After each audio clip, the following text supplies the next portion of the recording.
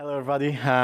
Just like John Gates, we're very good in hiding our research from the world, and then it's time to big reveal at FEMTC. I guess we're going to follow that pattern from now.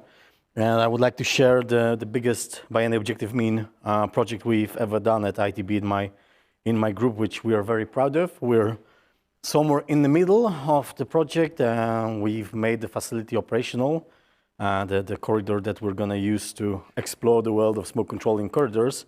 So I would like to show you where we are at, and probably for like next 10 FEMTCs, I'm going to have a lot of presentations from this device, so you'll get tired of it. Anyway, we're living in a world where I feel we have a corridor dilemma. Imagine I'm a designer of smoke control systems. I want to design a system for my corridor. I make a simple 1 megawatt fire in my compartment. The smoke goes into corridor. I've designed a 4 cubic meters per second system in it, and I am very unhappy with the results. But I'm a smart engineer, not the one that would increase the capacity or work. I know that if the temperature reaches some point at the room, the window will fall off and then some smoke will fly out, the flow path would change. I receive a completely different outcome of my smoke control system. But because I'm not just smart engineer, I'm smart engineer, I also know that if I shut the door to the room, the problem will magically disappear. So suddenly, after closing the door, my system magically works. And unfortunately, this is a way how we often design smoke control systems in horizontal evacuation ways, because we really do not have a better option. I feel we have absolutely no idea what we can objectively expect from smoke control system in corridors. This is why we have to resort to some sort of tricks. 12 years ago, when I'd done my first research on a similar topic, I'd done a CFD, and I showed my colleague it doesn't work, and he told me, yeah, I didn't shut the door. Like, wow, you guys do it like this? That's crazy. But yeah, here we are. We have no idea how really we can protect corridors, and I've done a study, and it seems in many buildings we have corridors. They seem to be quite common. So yeah, quite an elephant in the room. And we figured it out. Wherever you go, we have different objectives, we have different approaches, we have different tricks of the trade, how to design this damn horizontal thing and not kill people in it, or at least pretend we're not doing that. And unfortunately, we also have some tragic fires, like the Bronx fire this year. It was a horrible accident, many people died, and it was very related to this problem. So we figured out we need a restart. We need a new point zero in understanding what threat does the smoke pose in the corridors. This is why we started this project. 3 years ago, our ambition was to provide experimental evidence on the performance of various smoke control systems, various smoke control solutions in exhausting smoke from corridors, and then, based on an experimental evidence, build a digital twin with CFD simulations that will allow us to expand this knowledge we gain from experiments. So it's a project of 2 components, an experimental one and a numerical one. The project structure is like really odd, and I don't even know where we are in it, but somewhere in a half. We've received great help from Carl Walsh and his team at Trigon, who helped us understand the design objectives in the UK. So we're currently working on UK and Polish objectives.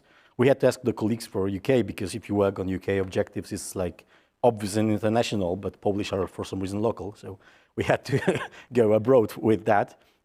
So far, we've built the facility, we've started the facility, we've done first validation experiments, we've started a moderate batch of 1,000 CFDs for first run for the multiparametric model.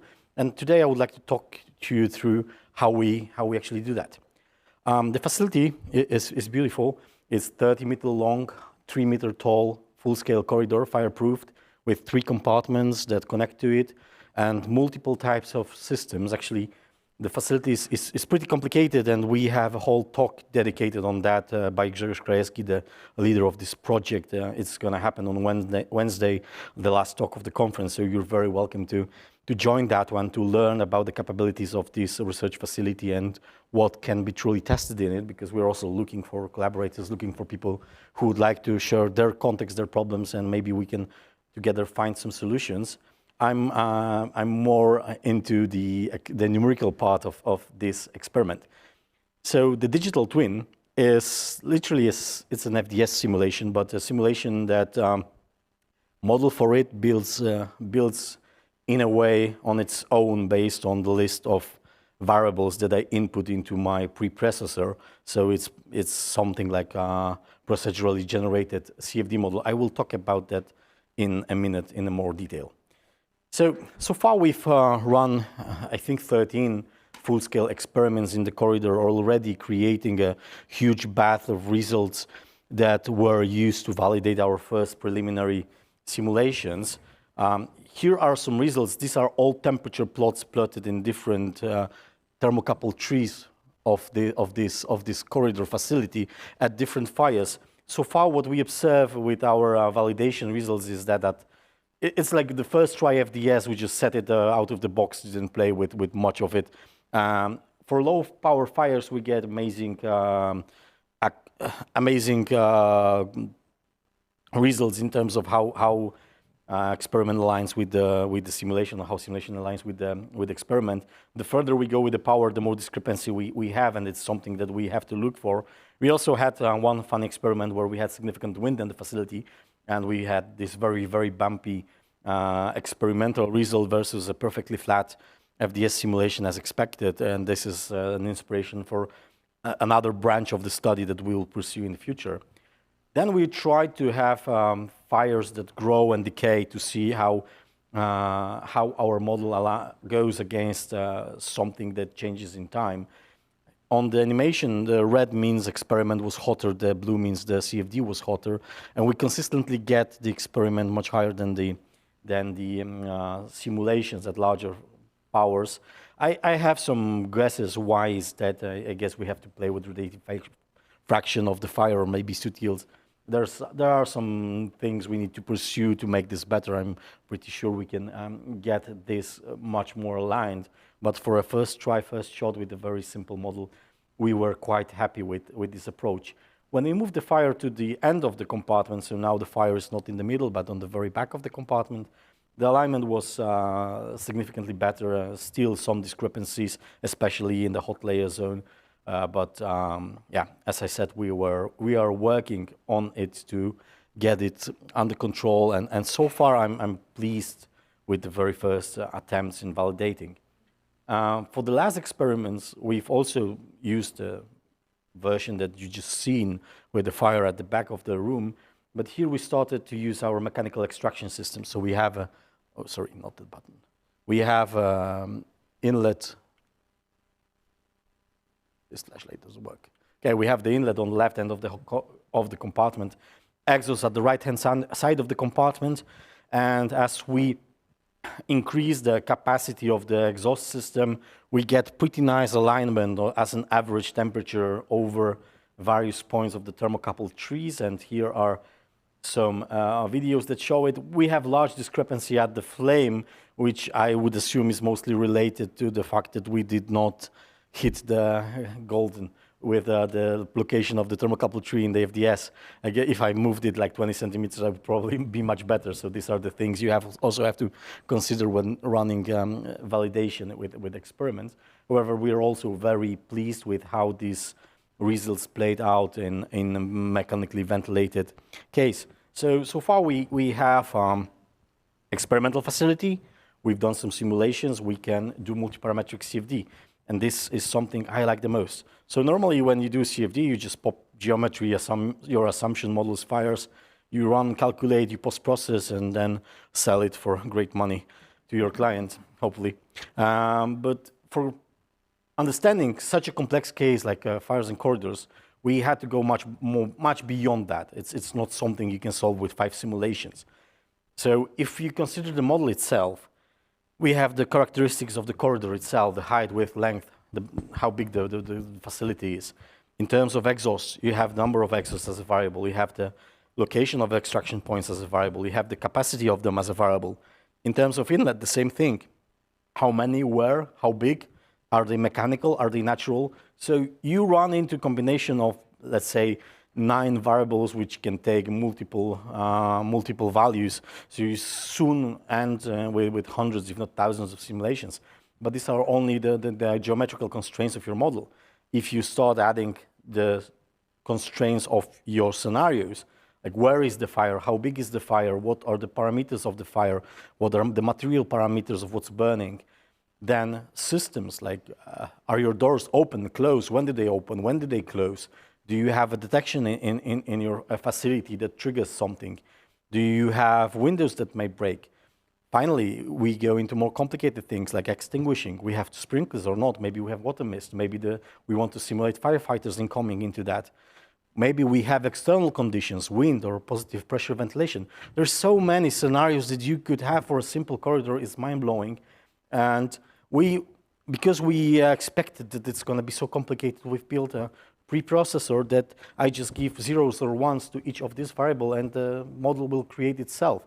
In this way, I'm able to create literally thousands of simulations by just giving the list of variables to my preprocessor and then work with the outcomes. I like my simulations like beer, a lot of it. The same thing is for managing the computer, running the parallelization, assigning memory, CPUs. All the things are all placed within the same set of scripts, the same family of scripts, where we are capable of just listing what we need and executing it. I mean, it sounds easy. It took me like 2 years to code because I'm a horrible coder. So yeah, that's why I don't have too many results. I spend too much coding that. In the end, the multiparametric CFD process is not linear anymore by any chance. It's a very complex array of different variables, states, and scenarios. Luckily, it's at this point it's operational, automated, and I can literally get any simulation I want out of this array of variables within my computer in a very nice and automated way. Now, to go into preliminary results, I don't have money, but I promised Brian that I'm going to show something, so I just pick some of them. We've not really processed much of it because it's a hell of a work in this project so far. Anyway, we were analyzing the impact of the size of the fire on what happens in the corridor, and even though it's super simple analysis, super simple assumption, it's really interesting because at some point when your fire reaches closer to the ventilation limit of your compartment, you reach temperatures that pretty much kill the smoke control systems in your corridor. So there's a very interesting point at which smoke control may stop to operate. There's also a loss of performance of smoke control at higher temperatures with the increase of with the decrease of density of your air. So there's a lot of interesting mechanics that happen at the higher heat release rates. And as I said in the opening, we rarely go into large fires in corridors because the simulations do not work out. And we are really interested in what is happening at the whole broad scope of fires possible in the compartment, from the smallest one up till the ventilation controlled one. So it's like the step one of stuff that we are investigating. We were investigating the most basic thing, which is the capacity of the systems. How increasing the capacity will change the smoke control in the compartment. At this point, it's only done in a numerical way, but this exact experiment is next week we will repeat it with the experimental facility, and I'm really looking forward to repeating that. As you can see, the turbulence and then the velocities in the compartment completely ruin the smoke layer. So obviously, none of this system really works. So outside of just testing the extraction, we also added the inlets as the number of inlets and velocity at inlets as a variable to the study. And we've observed we have some of the scenarios, like the one in here, which is four inlet points and 4 meters per second extraction for this, obviously, heat release rate. For different heat release rate, it would be different, where we almost hit the point where we can provide the smoke layer that's almost undisturbed and quite efficient smoke extraction from the corridor. So we already see that some data points that are a little tiny closer to what we would like to have in corridors now, to just research the hell out of it and find why this one works and the others do not. The third thing is we've analyzed the effects of cross ventilation and also found very interesting results where we see that at some heat release rates and velocities we can maintain buoyancy of the smoke along the corridor. It's very interesting, especially for tunnel ventilation, which obviously is beyond the scope of this simple corridor, but it's funny. And also wanted to show you, these are the experimental results, and this is exactly why we need a digital twin with CFD. because from this it's very difficult to draw conclusions, but when I show you a familiar image from FDS, it's much easier to interpret what you see. So this is exactly one more thing why we want to work with a digital twin of an experiment on validated CFD, rather than just doing experiments solely and basing all our conclusions on that. So far we found that at some velocities we can get quite good smoke dilution with horizontal system, with the cross ventilation systems. We have not identified the point at which we lose the structure of the smoke layer yet, but it's also something we are on, based mostly on the experimental results. However, these ones were the ones that shown the best validation in the validation study, so we're also quite confident with this particular simulations. I've run literally like 900 CFDs for this so far, but have not really processed them yet to give you worked out conclusions, but I promise in the future we will. And what we will do for the next 3 years, oh boy, the plans are great. The facilities in there, it's very convenient to run experiments in it. CFDs are very quick, the preprocessor is very robust. So after 2 years of hard work, we finally get to the point where we can just program what we want and enjoy coffee until it's delivered by the computer, which is a very nice thing to have. We plan to investigate like plethora of different variables in the project, from different ventilation strategies, numbers of inlets, outlets, something called BRE shafts that is a popular system in the UK.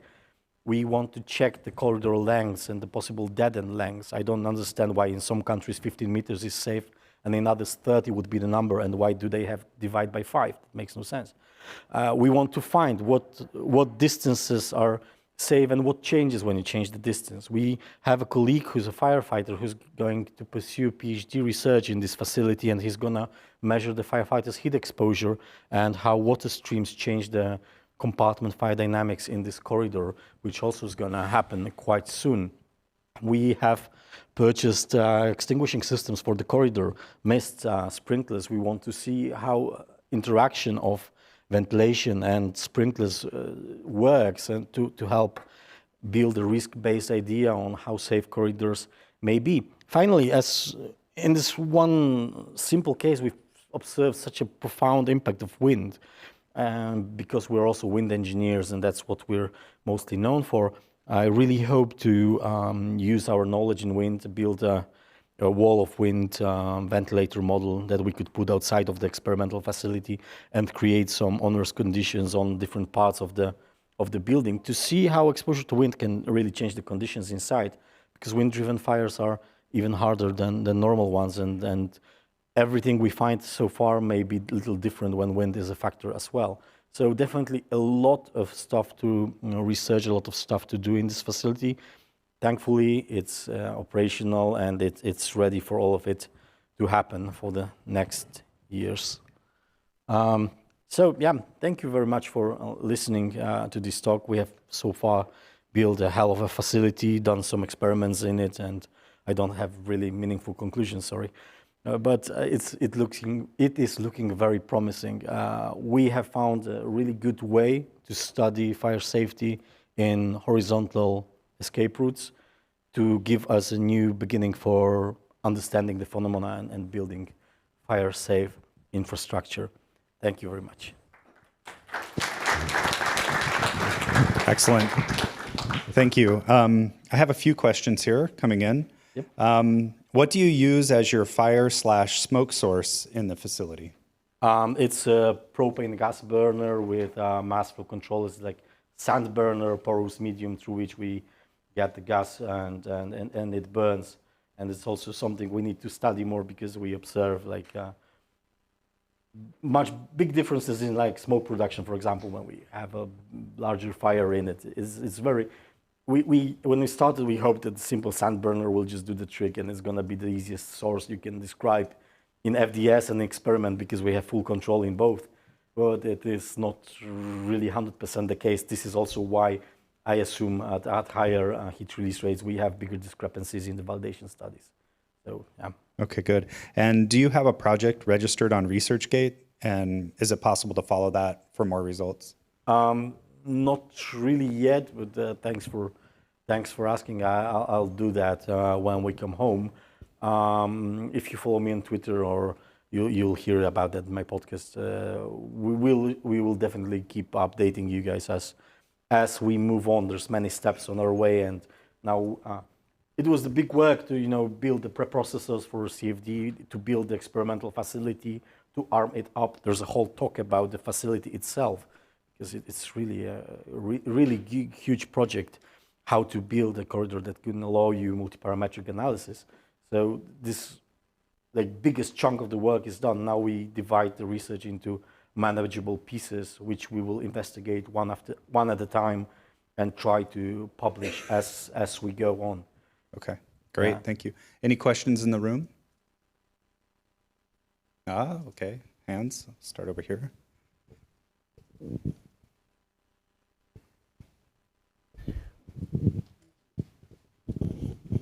Hi, Dana from Israel. Hi. First of all, beautiful work. Thank you very much. It's a crazy endeavor, and Yeah. it's very nice to see. I have two questions. One is regarding grid sensitivity. And which grid are you testing it?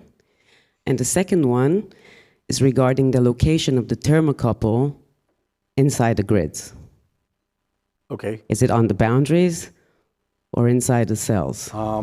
So the thermocouples are on the boundaries because they are in 0.1 matrix. You think putting them in the middle of cells would improve? It might improve the results because of the averages that is tested. Kind of makes sense. I'll just double them and we'll see which version gives closer results. That's also good hint on how we can get. I also didn't say that, but we also want to simulate all of it in ANSYS, because we're kind of building it to to model way, but because it's a underhead conference, I'm showing mostly FDS in here. And regarding grid sensitivity, so far we're going like 10 centimeter cells. We did not really go too deep into grid sensitivity, and I really don't want to find out I need 5 centimeter one. Well, that's a thing to look forward in the future, because the temperatures are very sensitive to that. Yeah, I can imagine there's many factors that they could be sensitive. I also want to, we also want to improve it with oxygen measurements inside the compartment to have a rough idea of how good our burning inside is. We have no idea. We've just assumed some effective heat release rate from the propane. That's at this point. We also have velocity measurements inside, so we want to look into flow field, and we also are going to look into pressures. We are looking into pressures as well. So we're not going to base the validation solely on the concept of temperature. But yeah, thank you very much for the thermocouple. Thanks. We'll be following you. Thank you very much. That sounds like a threat.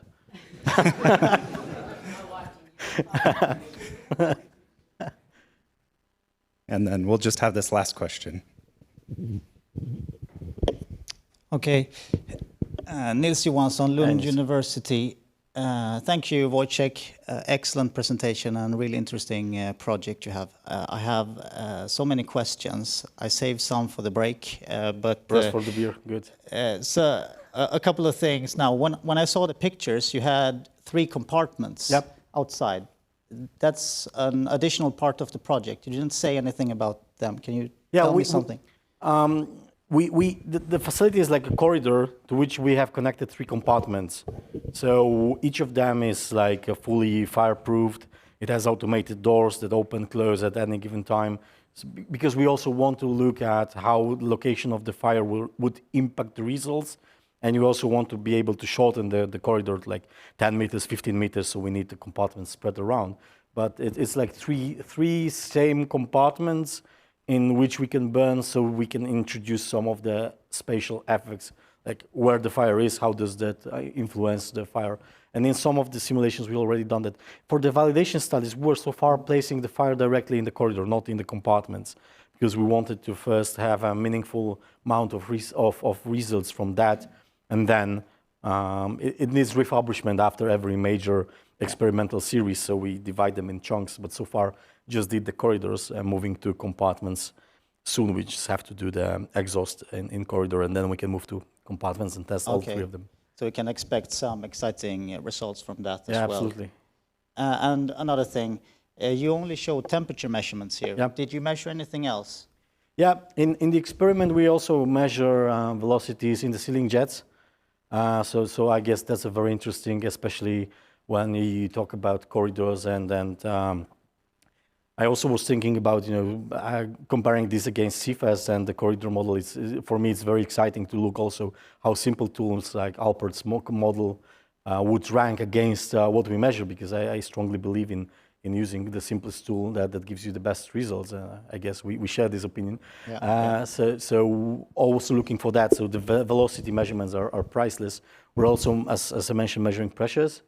And the whole parameters of the smoke extraction and inlets, this is also automatically measured. So we always know how much we put in, put out. We don't exactly know the leakages at the given point, but we have an overall estimate for the corridor.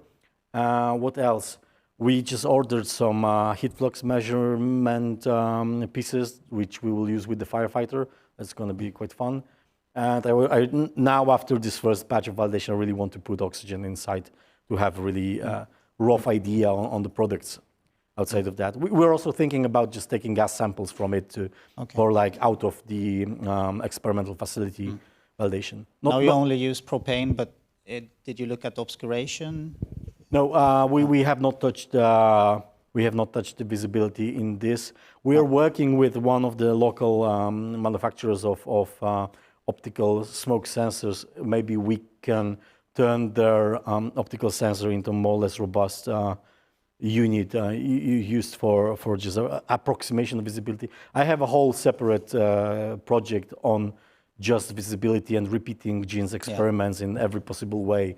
There's enough visibility research in that, so I don't put it in here. Maybe we have one spare multi-wavelength densitometer that we built some time ago. Maybe we'll place it in the corridor as well. If you think it's valuable, we may consider that as well. Yeah, good. Thanks. Thank you. Great. Thank you very much again, Wojciech. Thanks. Great.